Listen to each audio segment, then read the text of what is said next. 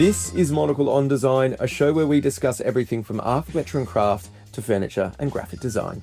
I'm Nick Manise. On today's program, it's a special on the work of the artist Do Ho Suh. We look at the concept of the home through the lens of his fabric architecture. Plus, a recap of Romanian Design Week. All that coming up on Monocle on Design.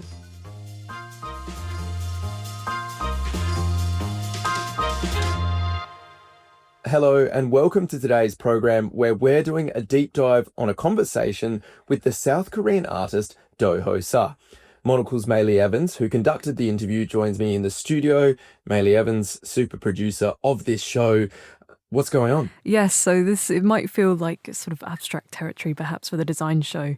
This is a creative whose work is so informed by architecture. It just felt like a real opportunity to kind of bridge those worlds between art and design and to give some breathing room for a conversation to take place. Often we're doing very, very quick reports and snippets from conversations, but I thought when I visited Doho at his studio that, you know, we spoke for an hour, and if it were up to me, I'd happily sort of play the full hour. It was a good chat. It was a good chat. Sure. And you know what? This makes good radio. I feel like that's what this is all about. Hang on. So tell me, you visited Do at his studio. Where's that? Paint the picture. That's an art show or an art aside, if you will? And it's a beautiful canal-facing, I suppose, space amongst lots of other artist studios that tend to be like a mixture of live and work spaces. And it's this wonderful array of projects coming up that I don't think I can speak about, but just intriguing bits and pieces. It's sort of a glimpse into the mind and, I guess, keepsakes and bits of inspiration that are up on the walls, old drawings or sketches. I need to stop you there. So you invited yourself over to the studio, or was this linked? Because I know there's a new exhibition at the Tate Modern, so I hope it's linked to that. Exactly that. And so it felt like an excellent time to go and speak with the artist. This is a current exhibition on at the Tate Modern in London called Walk the House. A big survey of work. I mean, there's a number of sculptures, videos and drawings on show, but it was the fabric architecture, which I thought would be really exciting material for listeners. I think this idea of home is something that he returns to time and time again, and is something that I think Monocle definitely focuses on. Yeah, I mean, and I think this is also quite a fascinating discussion in terms of, you know, so often we talk about that blurring of the line between art and design, and perhaps the distinction is that design, has some sort of functionality to it.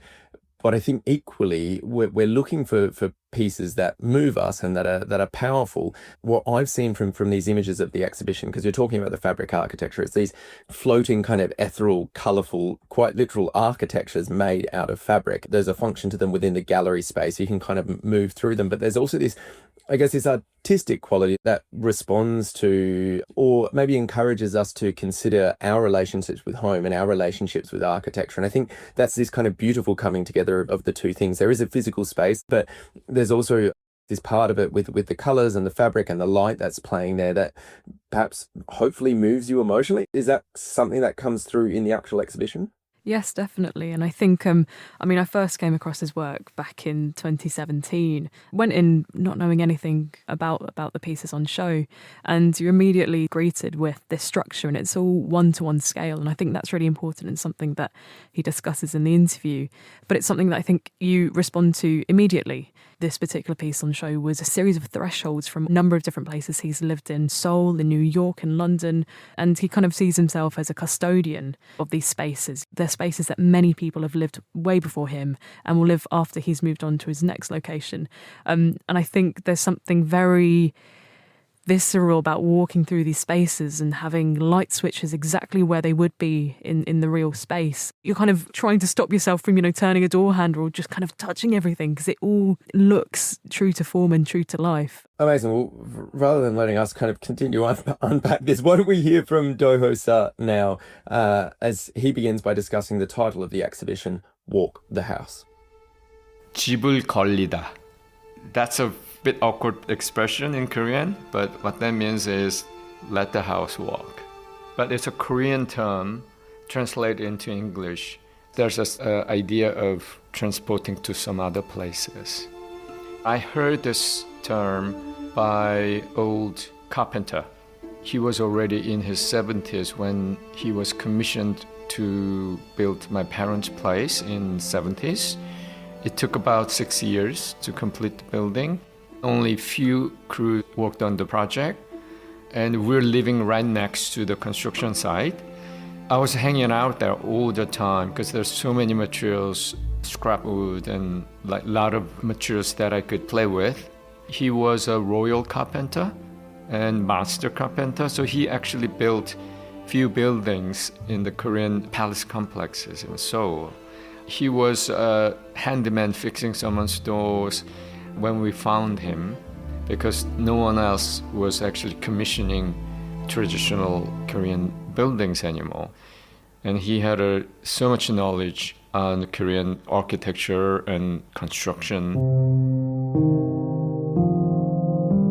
The Korean architecture, traditional architecture in general, that he built, they're a bit like large-scale furniture. So everything was done by very complex joineries, no nails or metal structures or mechanical structures to put them together. So in theory, you can take the house all apart and transport it in somewhere and then put it back again. When you think of buildings, by its nature, it's permanent, immobile, but probably in my subconscious level, I thought the buildings could be transported somewhere else. That happened quite a lot in the old days. There's a very famous event, probably early 1900. There's a large gate in front of Do Ho Suh Palace, right across the street from City Hall in Seoul. And that gate walked 30 meters behind. So the current location of that gate, it still exists, but it's not the original location. It was not dismantled. I don't know how they did it. I think it was probably early 1900. That was a huge scene. People were gathered and watched these carpenters performing to move the house. Unfortunately, a lot of the palace buildings were destroyed, were dismantled during the Japanese occupation, and also in the name of modernization to build a wider world. You've previously said that while people often can't choose where they live when they're young, it does have a major impact on your life. So I wondered, you're talking about this traditional house that you grew up in, what impact did that have on you, like being in that space as opposed to maybe a modern sort of building? What was it like to grow up in a space that had all this carpentry that seemed like it was from a different era? How's that shaped you? I think that the house that my parents built had a huge impact on me, not because I was living in a very special building, but I witnessed the entire process. So I've been thinking about that lately, why this house has been so important in my practice. Because I saw the process from the beginning. And like when my parents first started to talk about the idea of building traditional building in late 60s and early 70s, where everybody wanted to live in a Western-style high-rise apartment complex. And everything was going up against the hill. Even finding a carpenter was difficult.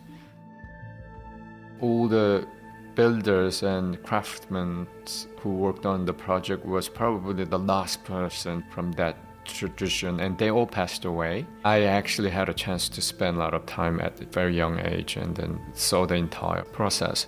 So it's not about living in that building. The building itself is amazing and beautiful and very unique experience.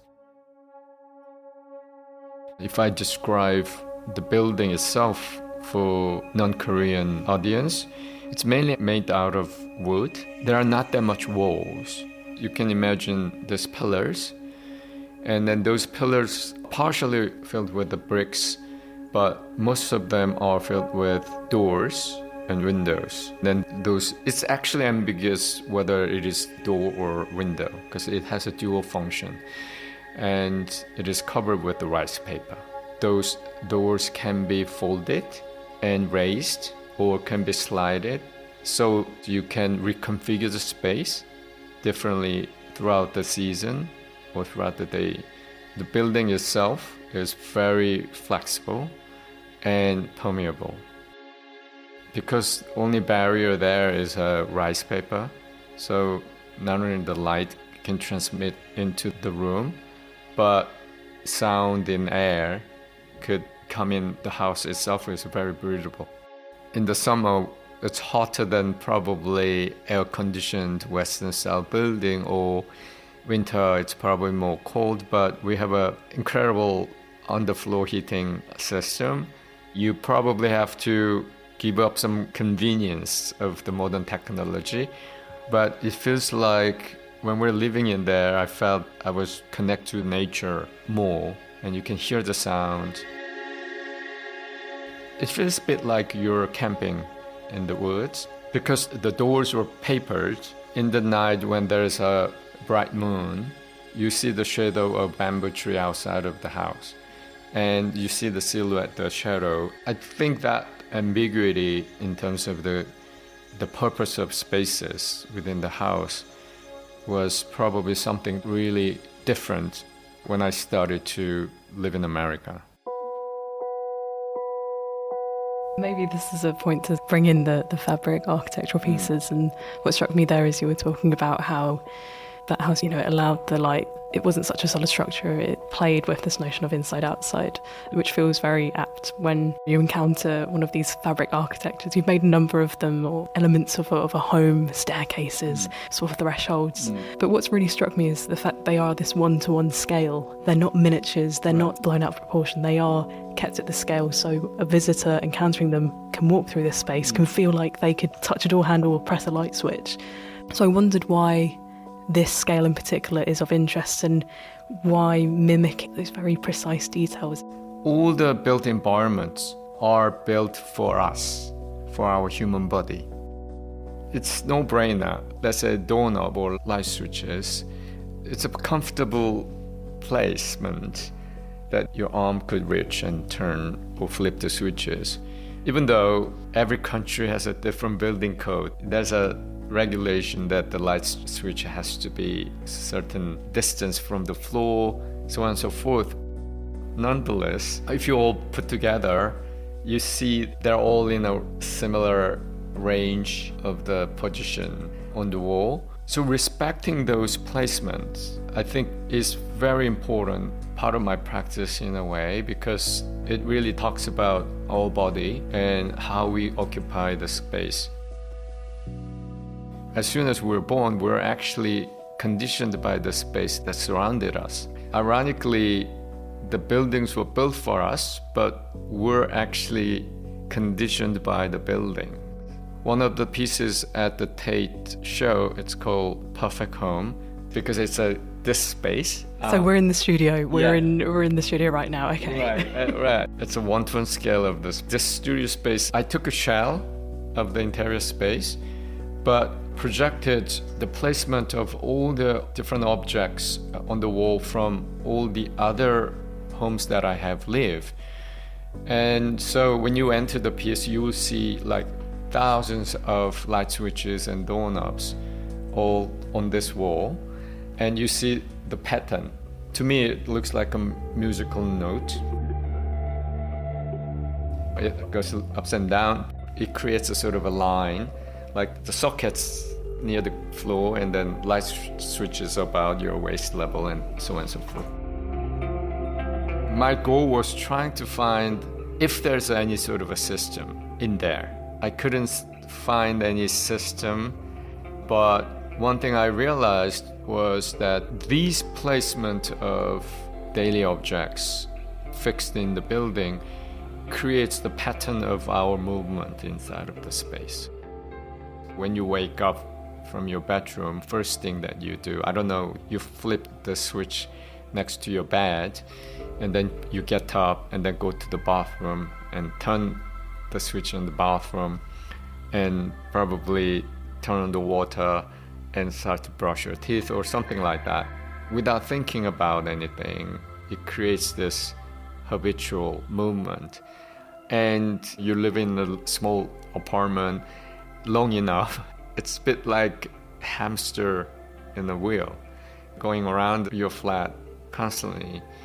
Probably people who lived there before me had the same movement within the space. By touching those things every day, many times, probably our energy was probably projected onto those objects.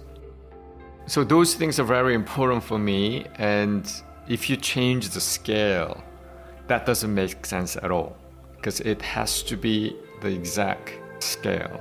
So that's the rule I have set from the very beginning. When I'm making something architectural, then it has to be the one-to-one scale. Obviously, there's a smaller scale model, but there are models. But the piece that I make for the audience to experience, they're all one-to-one scale, and it has both inside and outside. So naturally, the piece invites audience to come in and out.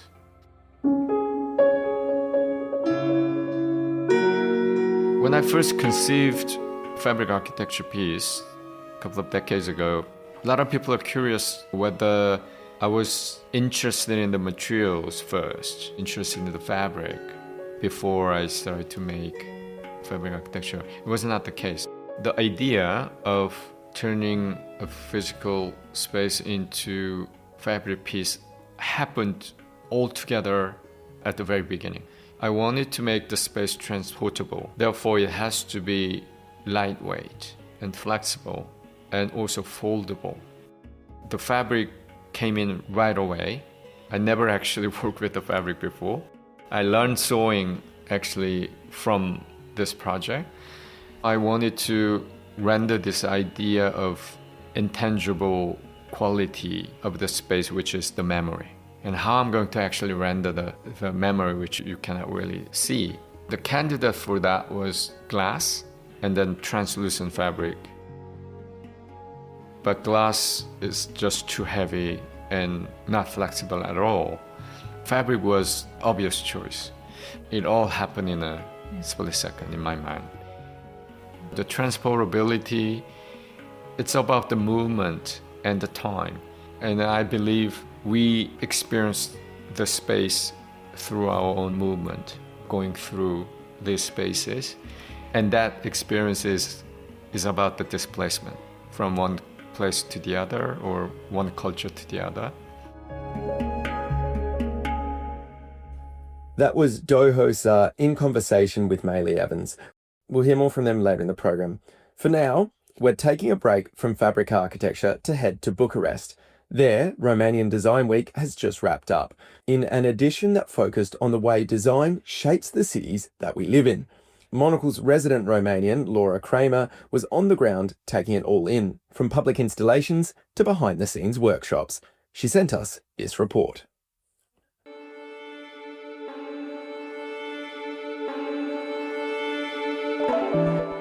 I'm at the 13th edition of Romanian Design Week, and this year's festival focuses on collaboration, sustainability of the creative sector, and a deeper connection between the city and its people.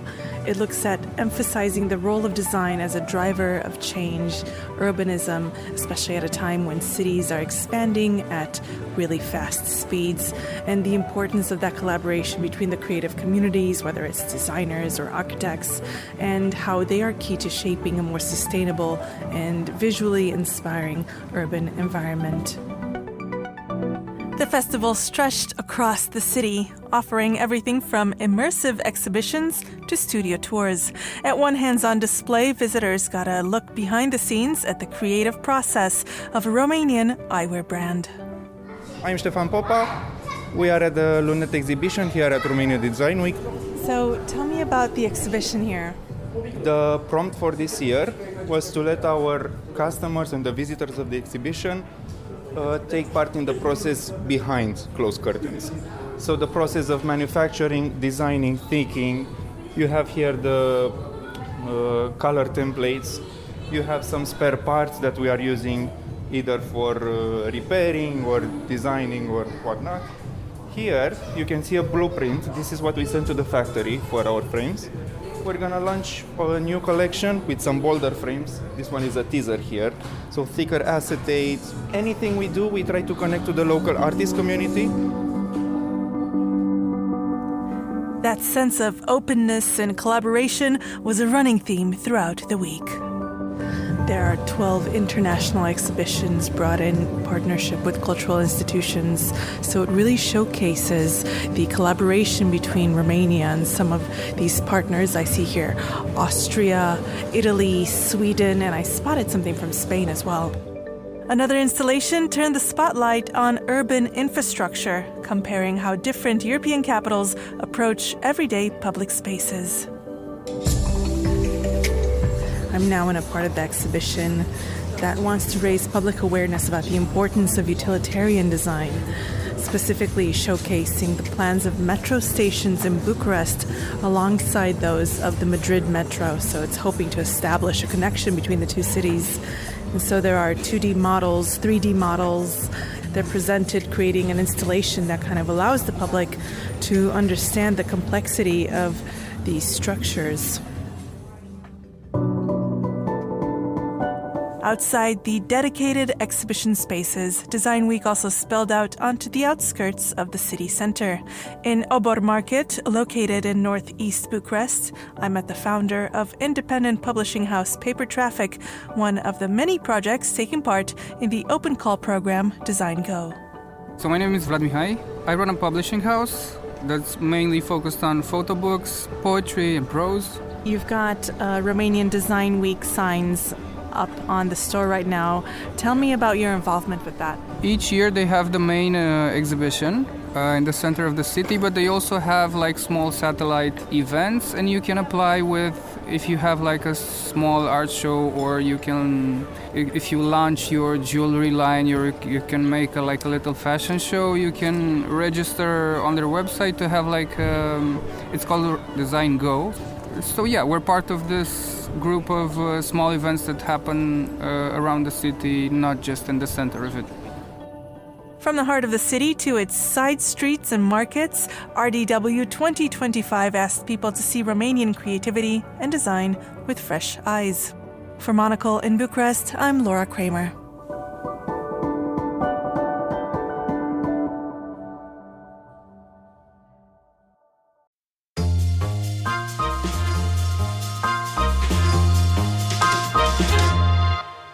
We're back and returning to the conversation with artist Do Ho Suh. This time we're getting an insight into the making process of the large-scale fabric architecture pieces that are both delicate and robust.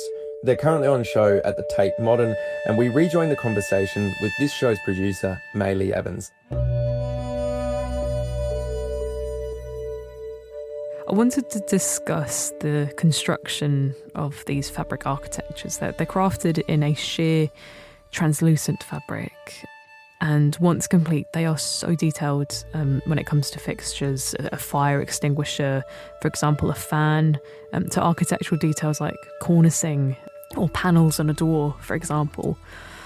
Tell me about the development process in translating these spaces into fabric and that mapping process. Everything starts from measuring. I see my fabric architecture pieces as a clothing. It's an expansion of the clothing, and I think it is a really sensuous process. Making a clothing for loved ones is very beautiful and emotional, and also but it requires a measuring of the body. I found that is very special experience, and I applied the same logic to the building. And in order to translate this physical building into my art, I have to measure every single thing, really in details. It's a really very labor-intensive and time-consuming process, but you cannot skip that. Every time I do that, I regret so much. Oh, gosh, I'm doing this again. But in fact, the measuring is the most important part of the project or piece, strangely enough. That's how you really understand the space. Even if you live in the same room for, let's say, 20 years, you only activate certain part of it. Maybe when you first move into the new flat, you're more attentive to the space, but after you spend some time, your eyes don't really go to the corner of the room. This measuring process really helped me to see everything, and with my tactile senses as well. So it's literally caressing the surface and with a tape measure. I make diagrams with all the tiny measurements, then translate that into the pattern, like clothing. And then there's a little room for translation, because when you're making clothing, you need to add some space. If you stick to the measurement and make a clothing to that exact measurement of your body, you cannot really move, so you have to add some. It's called ease when you're making clothing. What I found over the years was that if I use that exact measurement, sew the fabric, from the sewing, it gets smaller, right? So you need to make it a little bit bigger. This particular fabric I've been using since the beginning, it shrinks certain way. So I add a little bit to compensate that. It sounds quite simple, but because of the scale, and then there's a rigor, like, okay, I don't want to change anything. And so once you decided to stick to the plan, then it becomes a challenge. But that's more like a technical in a way. For me, more interesting part is measuring it, translate it into the pattern, that very beginning part of the process. And so once you measure the whole space, I feel I could leave that space anytime. All these places that I have lived, I don't call them my homes, because maybe except the Korean home that my parents built, because that was built from the scratch. The other homes that I have lived was already built by someone else and someone already lived. There was always this idea of departure embedded in my project. It's about the memory of the space I spent, accumulated in that space while I was living in there. No one's memory is 100% accurate, right? So there's a room of translation I was describing, from the measurement to the fabric. Intrinsically, it was not going to be 100%, right? And I never intend to recreate. I try to be more attentive to everything in life, paying more attention. And that sort of attitude is really in my art practice as well. I hope that when you see my work, you also start to see things that you're familiar with differently. And if someone came to me and said that, oh yeah, like your work let me think about my own home, my room, that would be the greatest compliment. The artist Do Ho Suh there, in conversation with this show's producer, Maylee Evans. The exhibition, Do Ho Suh, Walk the House, is on at the Tate Modern in London until the 19th of October 2025. And that's all for today's show. For more design stories, listen to our 5-minute midweek bonus show, Monocle on Design Extra, which airs on Thursdays. And if you enjoy print, then do pick up a copy of Monocle magazine as well. It's on all good newsstands now. Today's episode was produced and edited by Maylee Evans, with editing assistance from Hunter Wang. I'm Nick Manise. Thanks for listening.